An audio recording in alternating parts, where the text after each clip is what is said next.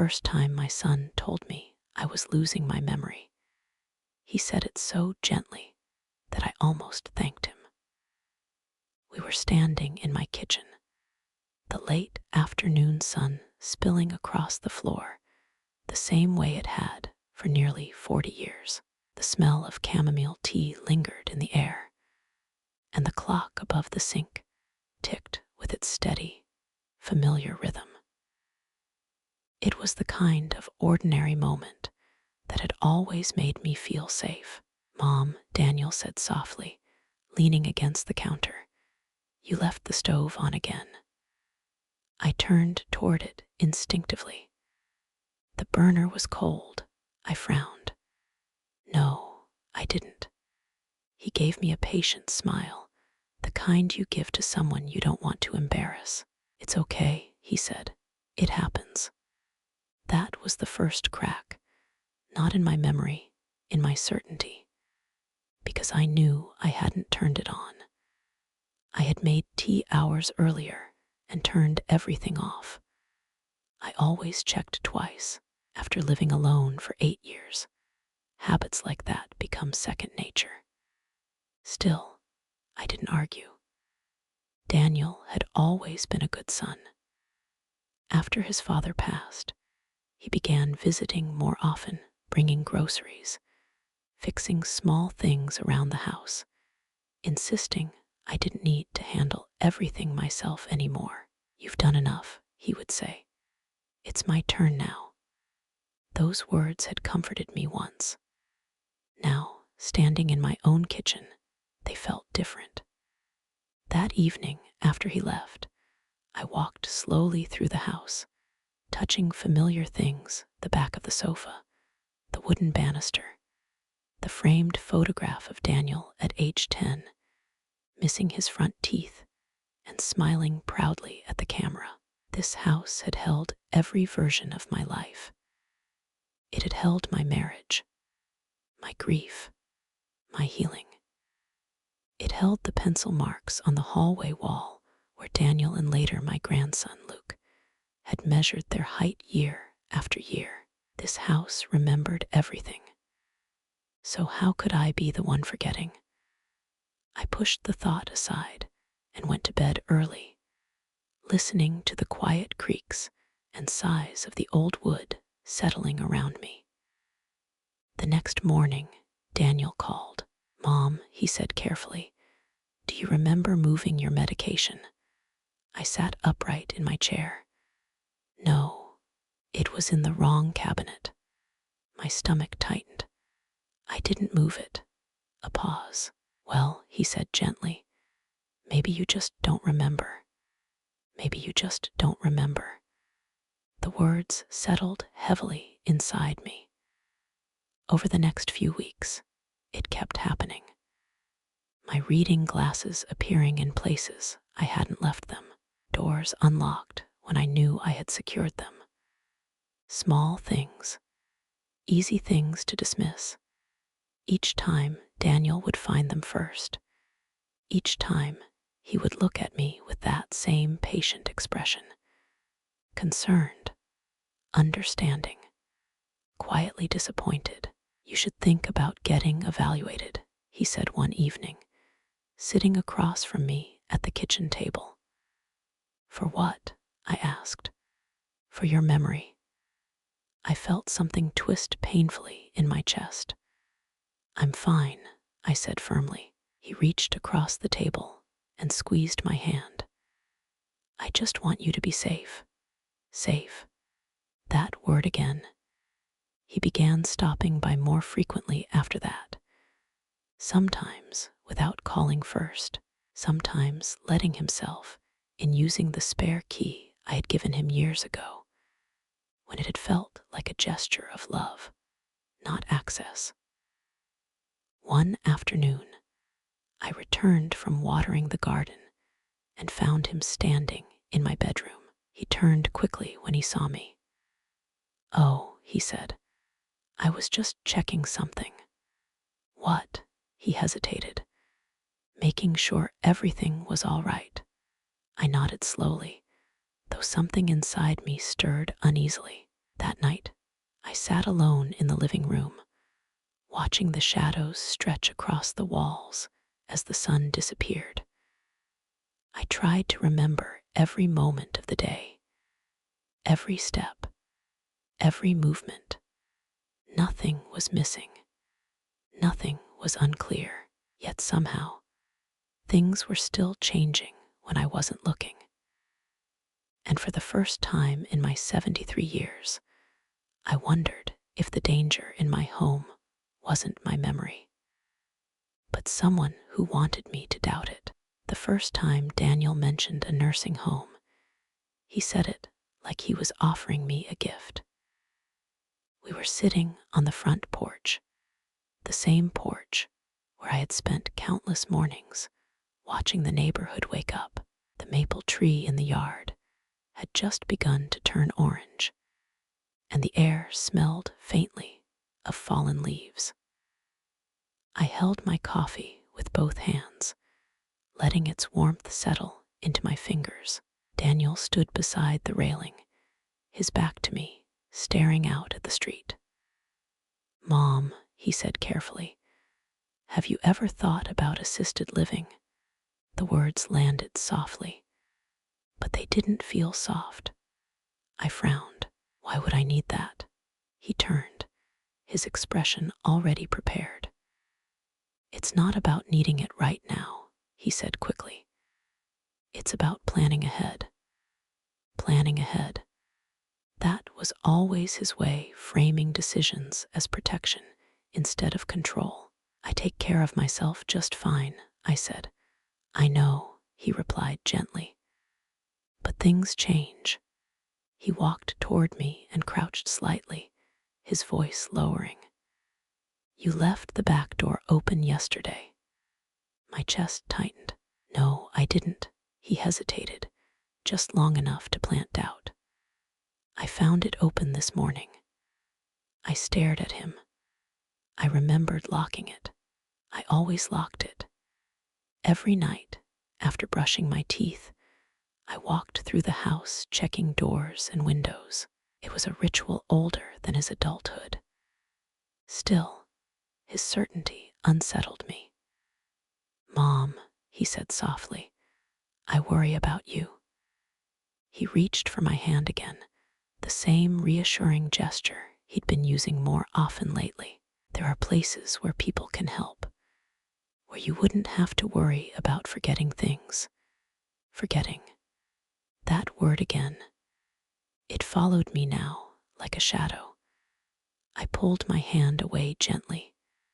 "I'm not ready for that," I said. His face remained calm, but something in his eyes hardened just for a moment. "Okay," he said. "We don't have to decide anything today." He stood and walked toward the driveway. Before leaving, he turned back. "Just promise me you'll think about it." I didn't answer. That evening, after he was gone, I walked through the house slowly, checking each door. Front door locked, back door locked, windows secure. Everything exactly as I remembered. Still, sleep didn't come easily. Around midnight, I got up and walked into the kitchen for water. That's when I noticed it. The cabinet beneath the sink was slightly open. I froze.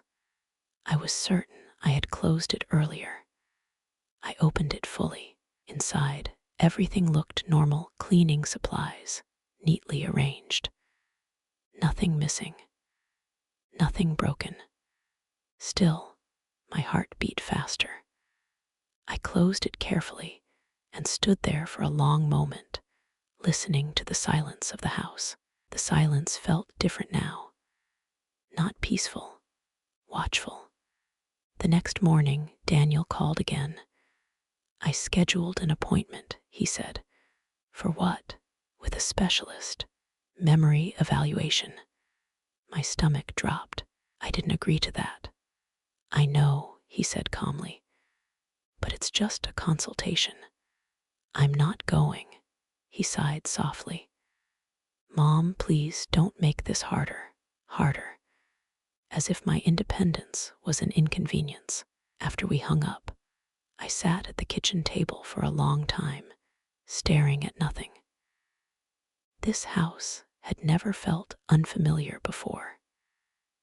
Now, small things seemed to shift without explanation, not enough to prove anything, just enough to unsettle me. That afternoon, I went to retrieve an old photo album from the hallway closet.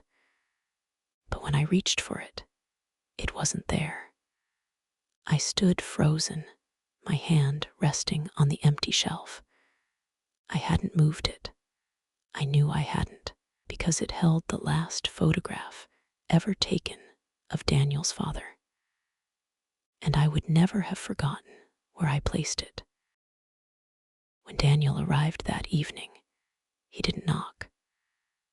I heard the familiar click of the front door unlocking, followed by the quiet sound of his footsteps crossing the living room. That small sound used to comfort me. It meant my son was home. Now it made my chest tighten. "I'm here, Mom," he called gently. I remained seated at the kitchen table, my hands folded over the empty space where the photo album should have been. "In the kitchen," I replied. He entered carrying a thin leather folder tucked beneath his arm. He smiled when he saw me, but his eyes moved quickly around the room, as if checking for something. "You look tired," he said. "I didn't sleep well." He nodded sympathetically, pulling out the chair across from me. "That's part of it," he said softly. "Part of it." He spoke in careful fragments now, like he was building something piece by piece. "I couldn't find the photo album," I said suddenly. His expression shifted, but only slightly. "Which one?" "The blue one, from the hallway closet." He paused. "Oh," he said after a moment, "you probably moved it." The certainty in his voice unsettled me. "I didn't." He gave that patient smile again. "Mom, it's okay." It wasn't okay, because he wasn't helping me find it. He was helping me doubt myself. He placed the leather folder on the table and opened it slowly, sliding a few papers toward me. "I wanted to talk to you about something important," he said. I stared at the documents. Legal forms. Typed. Official. "What is this?" "Just precaution," he replied calmly. "In case your memory problems get worse." My fingers went cold. "What kind of precaution?" He hesitated, choosing his words carefully. "It would allow me to help manage things. Your bills, your medical care, the house, the house." The word hung in the air like a warning. "I manage my bills," I said quietly. "I know. This is just for later, later." His voice was steady, reassuring. Too steady. "You wouldn't have to worry about anything." I looked down at the paper again. Power of attorney. Even at my age, I understood what that meant. Control. Control over my finances, my decisions, my home. "I'm not signing this," I said. The room fell silent.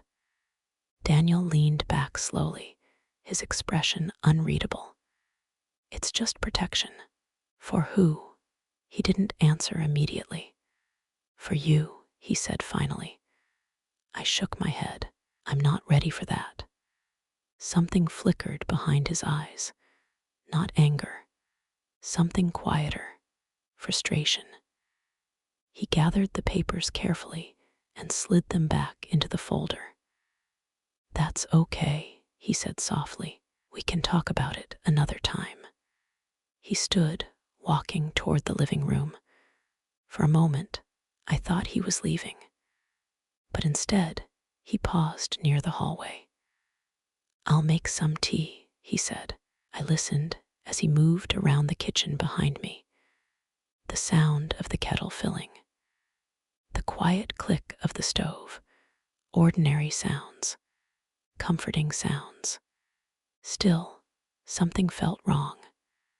When he returned, he placed the cup in front of me. Chamomile, he said, my favorite. I wrapped my hands around the warm mug, studying his face. He looked like my son. He sounded like my son. But something inside him had changed. After he left that night, I walked slowly down the hallway again. I opened the closet. The shelf was still empty. I closed it carefully and stood there for a long moment. Then I noticed something else. On the small table beside my bed, my reading glasses rested neatly in the center. I hadn't left them there.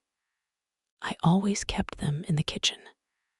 My breath slowed, because this time I was absolutely certain. Someone had been moving things, and it wasn't me. It happened 3 mornings later. I woke before sunrise, the way I always did, and walked slowly into the kitchen, my slippers brushing softly against the old wooden floor. The house was quiet, peaceful, exactly as it had always been. I reached for the coffee maker. It was already on. A thin stream of dark coffee dripped into the glass pot below, steam curling upward into the cold morning air. I froze. I hadn't turned it on. I was certain of it.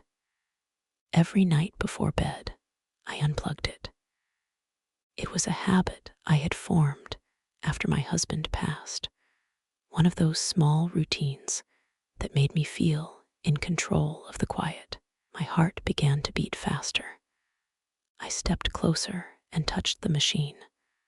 Warm, recently used. For a moment, I simply stood there, staring at it, trying to force logic into the moment. Maybe I had forgotten. Maybe Daniel was right. Maybe something inside my mind was slowly slipping away without me noticing. The thought terrified me more than anything else, because if I couldn't trust myself, I had nothing left. Later that morning, Daniel called again. "Good morning, Mom," he said cheerfully. I hesitated before answering. "Good morning." "I was thinking," he continued, "we should reschedule that memory appointment." My stomach tightened. "I told you I don't need it," he sighed softly. "Mom, things are happening." "What things?" A pause. "The coffee maker was on this morning." My breath caught. "How did you know that?" Silence. Then, "I stopped by earlier," he said. "Earlier." I glanced toward the front door instinctively. "I didn't hear you. You were asleep." A cold chill moved slowly down my spine. He had been inside my house while I slept. "I used my key," he added gently, "just to check on you. Just to check on you." The words should have comforted me. Instead, they made my hands tremble. "I wish you'd call first," I said quietly. "I didn't want to wake you." He paused again. "Mom, you left it running." I stared at the coffee maker across the room. "No," I whispered. He didn't argue. He didn't need to. The doubt was already planted.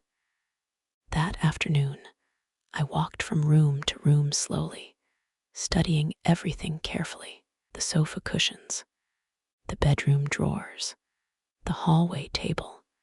Everything looked normal, exactly as it always had, which made it worse, because whatever was happening was subtle, intentional, invisible. I stopped in front of the hallway mirror and looked at myself. My face looked older than I remembered. My eyes carried a heaviness that hadn't been there before. "Am I forgetting?" I whispered. The woman in the mirror didn't answer. That night, as I prepared for bed, I did something I hadn't done in years. I locked my bedroom door, not out of fear, out of certainty, because deep down, beneath the doubt, beneath the confusion, one truth had begun to form. I wasn't losing my memory. Someone was trying to convince me that I was. And the only person who had access to my home was my son. The idea came to me the next morning while I was watering the roses. I stood in the front yard, the cold dew soaking through my slippers, watching the quiet street the way I had done for decades. Mrs. Holloway walked her dog at the corner, just as she always did. The mail truck stopped 2 houses down. Everything looked normal, but my life was no longer normal. I held the watering can loosely, my thoughts circling the same question over and over. Was I truly forgetting, or was someone helping me forget? Daniel had always been careful. He never accused me directly. He never raised his voice. He simply pointed out the evidence, as if the truth was obvious, and I was the only one refusing to see it. That was what made it so effective, because doubt, once planted, grows quietly. I returned inside and locked the door behind me. The house felt still, watchful. I sat at the kitchen table and stared at the spare key hanging on the small hook near the door. I had given it to Daniel years ago without hesitation. A gesture of trust, a gesture of love. Now it felt like a mistake. My phone rested beside my hand. I picked it up slowly and searched for something I had never imagined needing. Home security cameras. Hundreds of options appeared. Small ones, hidden ones, wireless ones, devices no larger than a matchbox. My heart pounded harder as I read. These cameras could connect directly to my phone. They could show me everything, in real time. I hesitated. A part of me still wanted to believe Daniel was right, that this was simply fear and pride refusing to accept the truth of aging. But another part of me, quieter, older, wiser, understood something else.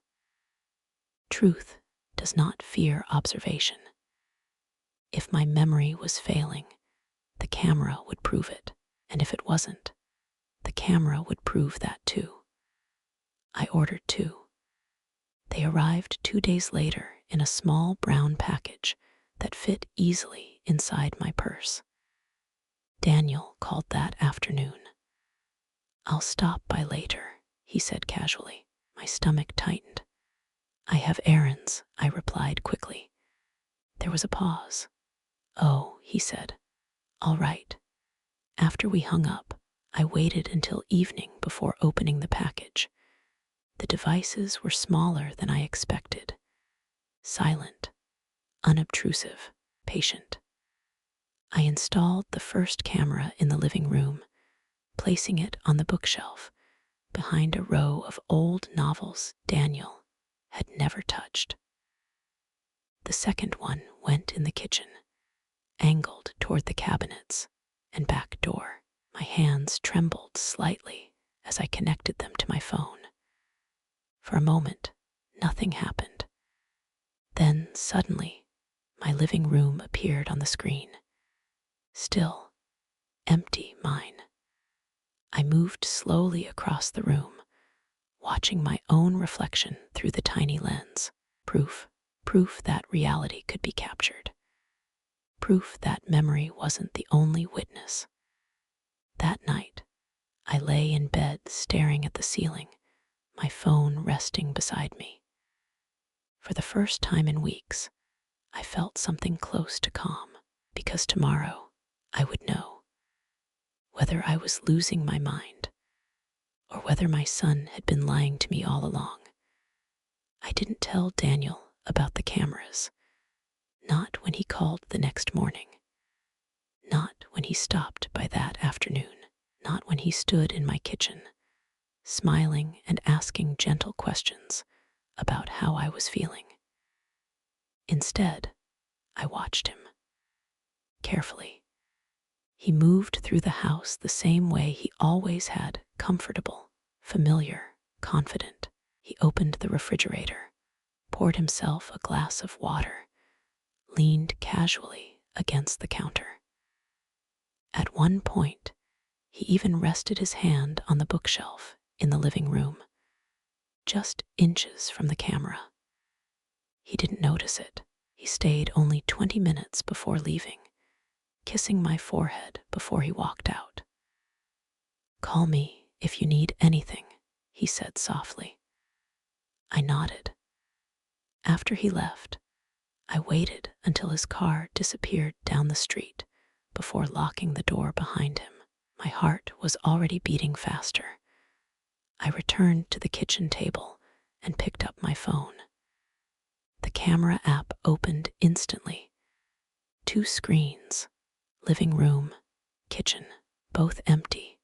Still, I exhaled slowly. Nothing unusual had happened. That night, I placed my phone on the bedside table, the camera feed open as I slept. Morning came quietly. The sunlight stretched across the floor exactly as it always had. Everything remained where I remembered leaving it. For 3 days, nothing happened. I began to feel foolish. Maybe Daniel was right. Maybe I had simply been afraid. Maybe aging had quietly begun its work, and I was the last to notice. On the 4th day, Daniel called again. "I'll stop by tomorrow," he said. Something in his tone felt different, too casual, too certain. "All right," I replied. That night, I barely slept.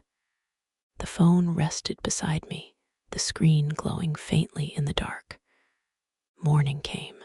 Daniel arrived at noon, carrying groceries. He moved through the kitchen easily, putting things away, speaking softly about small things, the weather, his work, the neighbor's new fence. He stayed longer than usual, nearly an hour. When he left, everything appeared normal, exactly as it should be. Still, my chest felt tight.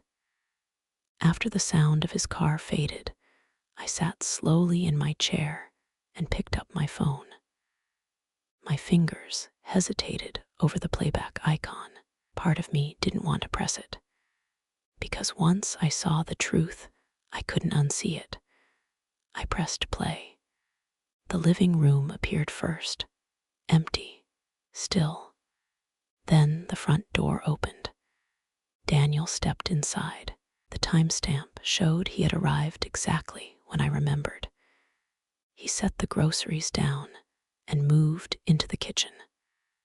Everything looked ordinary until he glanced toward the hallway, carefully, quietly. Then he walked back to the front door and locked it from the inside. My breath caught. He stood there for a moment, listening, making sure I was in the kitchen, making sure I couldn't see him. Then slowly, he reached into his pocket and pulled out something small. My fingers froze around the phone. On the screen, Daniel stood near the front door, his back turned to the camera. He held something small between his fingers, something metallic that caught the light for just a moment. A key, not the spare key I had given him. A different one. He moved quietly, carefully, the way people do when they believe no one is watching. My breath slowed as I leaned closer to the screen. He slipped the key into the small wooden drawer beside the drawer where I kept nothing but old mail and unused batteries. He pushed it all the way to the back, hiding it beneath a stack of envelopes. Then he closed the drawer gently. He stood still for a moment, listening again. Then he unlocked the front door and walked into the kitchen. Exactly the way I remembered. Exactly the way he had pretended. My heart pounded harder. I switched to the kitchen camera. There he was placing groceries on the counter, smiling as he spoke to me, his movements calm and familiar. But now I knew. Everything I had seen before was real. Everything I had doubted was true. My hands trembled as I paused the footage. The room around me felt suddenly unfamiliar, as if the walls themselves had been keeping secrets. I stood slowly and walked to the front door. The drawer sat exactly where it always had, ordinary, harmless. My fingers hesitated before pulling it open. Inside, beneath a stack of old envelopes, I saw it. A small silver key, cold, real, placed there intentionally. My chest tightened painfully, because this was proof that he had been entering my home whenever he wanted. Proof that he had been inside when I slept. Proof that I had never been forgetting anything at all. I sank slowly into the chair beside the door, the key resting heavily in my palm. All those mornings, all those misplaced objects, all those gentle, concerned conversations. It had never been my mind. It had been him. A quiet knock echoed suddenly at the door. I flinched. My heart raced. Mom, Daniel's voice called softly from outside. I froze. He wasn't supposed to be here. I hadn't heard his car. Mom, are you home? I looked down at the key in my hand. He was testing something. Waiting. Watching. I placed the key back into the drawer exactly where he had left it and closed it slowly. Then I stood and opened the door. He smiled when he saw me. I forgot something earlier, he said casually. Forgot something. The words felt cruel now. What was it? I asked quietly. He stepped inside, his eyes moving quickly across the room. Just wanted to make sure you were all right. He walked past me, straight to the kitchen, exactly as he had done before. Exactly as the camera had shown. And in that moment, I understood something that chilled me more deeply than anything else. He wasn't just visiting anymore. He was monitoring me, waiting for the moment I stopped trusting myself completely. Because once I believed I was losing my mind, he wouldn't need permission to take everything I had. That night, I didn't confront him. I didn't accuse him. I didn't even let my voice tremble. Because the camera had already given me something far more valuable than anger. It had given me truth. And truth, when handled carefully, becomes protection. Daniel stayed only a few minutes that afternoon, walking through the house with the same quiet confidence, checking doors, glancing at surfaces, pretending everything was normal. Before leaving, he hugged me gently. Call me if you need anything, he said again. I nodded, forcing a small smile. After he left, I locked the door behind him and returned immediately to the camera footage. This time, I watched every second, every movement, every glance. He had entered calmly, placed the groceries down, spoken to me in the kitchen. But then, at exactly 12:47 p.m., he had stepped into the hallway. Out of my sight, not out of the camera's sight. I held my breath as the footage continued. He stood near my bedroom door, listening. Then, slowly, Carefully, he opened it. He stepped inside. My chest tightened painfully. He had no reason to be there, not without asking, not without telling me. He moved toward my bedside table. His hand hovered briefly. Then he picked up my reading glasses. He stared at them for a moment and placed them in his pocket. My heart stopped. He stood there another second, scanning the room. Then he left, closed the door, and returned to the kitchen. Minutes later, he had walked back down the hallway again. This time, he removed the glasses from his pocket and placed them on the small table beside my bed, not where I had left them, not where they belonged, somewhere new, somewhere I would notice, somewhere I would doubt myself. Tears blurred my vision. It hadn't been accidents. It hadn't been memory. It had been staging. Carefully, deliberately, he wanted me to believe I was losing control. I wiped my eyes slowly, but the footage wasn't finished. At 12:58 p.m., his phone rang. He answered quietly, his back turned toward the camera. "Yeah," he said softly. He paused, listening. "No, she still doesn't realize." My breath caught in my throat. He turned slightly, lowering his voice further. "The doctor appointment is next week. Once the evaluation confirms cognitive decline, it'll be easier." Easier. The word echoed painfully inside my chest. Another pause. "I know," he said. "I just need her to sign the paperwork." My hands trembled violently now. Paperwork, power of attorney, the house, my life. He sighed quietly. "She trusts me, trusts me." The cruelty of those words nearly broke me. He ended the call moments later and returned to the kitchen, smiling as if nothing had happened, as if he hadn't just been planning the quiet theft of everything I had built. I lowered the phone slowly. The room around me felt colder, smaller, but beneath the fear, something else began to rise. Not panic, not grief, clarity, because he still believed something. He believed I was weak. He believed I was confused. He believed I had no proof. He was wrong. And for the first time since this began, I wasn't afraid anymore. I was preparing. For 3 days, I said nothing. I answered Daniel's calls.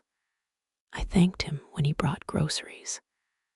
I allowed him to speak gently about doctors and evaluations and planning ahead. I even apologized once. "I've been forgetful lately," I told him softly over the phone. He paused, then said, "It's okay, Mom. That's why I'm here." I could hear the relief in his voice. He believed it was working. He believed I was surrendering. That belief became my advantage.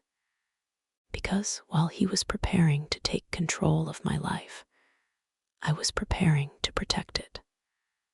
On the 4th morning, I drove myself downtown. The law office sat on the corner of Maple and 3rd, the same building where my husband and I had signed the papers for this house nearly 4 decades ago.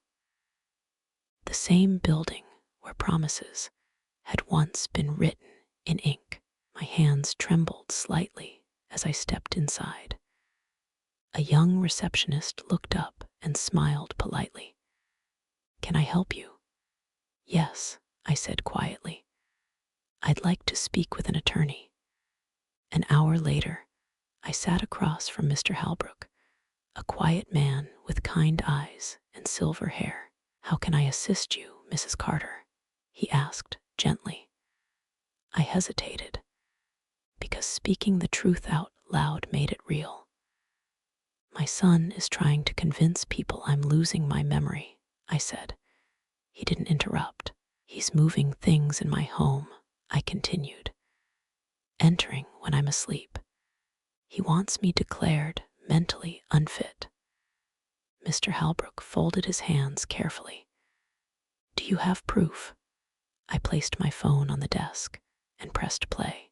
We watched the footage together in silence. Daniel unlocking doors, moving objects, making phone calls. Lying. When it finished, Mr. Halbrook exhaled slowly. You've done the right thing by coming here, he said. Tears filled my eyes, but I didn't let them fall. I was beginning to doubt myself. He nodded. That's often how manipulation works. The words settled into me like quiet validation. Not weakness, not confusion, manipulation. What can I do? I asked. He leaned forward slightly. You can protect yourself legally. He explained everything carefully. Power of attorney could not be forced. My property could not be taken without my consent, but only if I acted first. Only if I remained legally recognized as fully competent. I want everything documented, I said. He nodded. We'll prepare a formal statement affirming your mental capacity. He paused. And there's something else you may wish to consider. He explained how ownership could be secured, transferred, protected from anyone attempting to exploit me. My heart pounded harder as I listened, because for the first time since this began, I was no longer reacting. I was acting. Before leaving, I signed several documents, not the ones Daniel wanted, the ones he would never expect. That evening, Daniel called again. How are you feeling today? He asked. Tired, I replied softly. He hesitated. Do you remember your appointment next week? Yes, I said. My voice was calm, steady. He exhaled quietly. Good. He believed he was winning. He believed I was weakening. He believed he was one signature away from owning everything. What he didn't know was that I had already signed something far more powerful. Something that would ensure he never controlled my life again. Daniel came the following Tuesday. He arrived earlier than usual, his steps quick and purposeful as he entered the house. He carried the same leather folder he had shown me weeks ago, the one filled with documents he had wanted me to sign. He smiled when he saw me sitting calmly at the kitchen table. Good morning, Mom, he said softly. Good morning, I replied. He placed the folder in front of me carefully, like it was something fragile. I spoke with the doctor, he said. He agrees it's time to make things easier for you. Easier. That word again. He opened the folder and turned the pages toward me. These forms will allow me to handle everything, just so you don't have to worry anymore. His voice was gentle, reassuring, practiced. He handed me a pen. My hands rested calmly on the table. For weeks, I had imagined this moment, the moment he believed he had finally broken my resistance. I know this is hard, he continued quietly, but it's the right thing. I looked at him, really looked at him. The same boy I had carried in my arms, the same boy whose nightmares I had soothed, the same boy I had trusted completely, and now a stranger. I went downtown last week, I said softly. His smile faltered. What for? To see an attorney. Silence filled the room instantly. His fingers tightened slightly around the edge of the table. Why would you do that? He asked carefully. I reached for my phone. and pressed play. The video filled the silence. Daniel stood near my bedroom door, moving my glasses, placing the key in the drawer, speaking quietly on the phone. His face drained of color. He stared at the screen, at himself, at the truth he had never expected me to see. I was trying to help, he said weakly. The words sounded hollow now. You were trying to erase me, I replied. His breathing grew uneven. You don't understand. I understand perfectly. My voice did not tremble. For the first time in weeks, I felt steady. You wanted me declared mentally unfit, I said, so you could control my home, my money, my life. He said nothing, because there was nothing left to deny. I folded my hands calmly.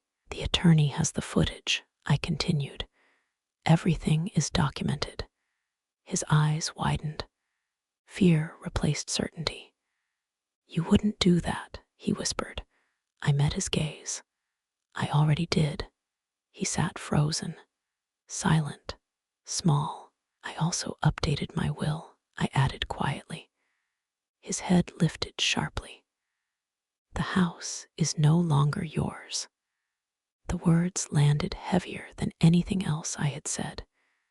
His mouth opened, but no sound came, because he finally understood. Control had slipped from his hands, not through anger, not through confrontation, through truth. He stood slowly, his movements uncertain. I never meant, but the sentence never finished, because intent no longer mattered. Only action did. He left without another word. The front door closed behind him. This time, he didn't take anything with him. Weeks passed, then months. He stopped calling, stopped visiting, stopped pretending. At first, the silence hurt, not because I had lost him, but because I realized I had never truly known him at all. Years later, I still live in this house. The same walls, the same sunlight, the same quiet mornings. The cameras are gone now. I no longer need them because I no longer doubt myself. Age does not erase your wisdom. It sharpens it. And if there is one thing I have learned in my 73 years, it is this. Trust is not something you give because someone is family. Trust is something they earn by protecting your dignity, not taking it. Thank you for being here and listening. If this story touched you, please tap the like button. It helps more than you know. Subscribe if you'd like to hear more stories like this. And if you feel comfortable, leave a comment telling me where you're listening from or sharing a small part of your own story.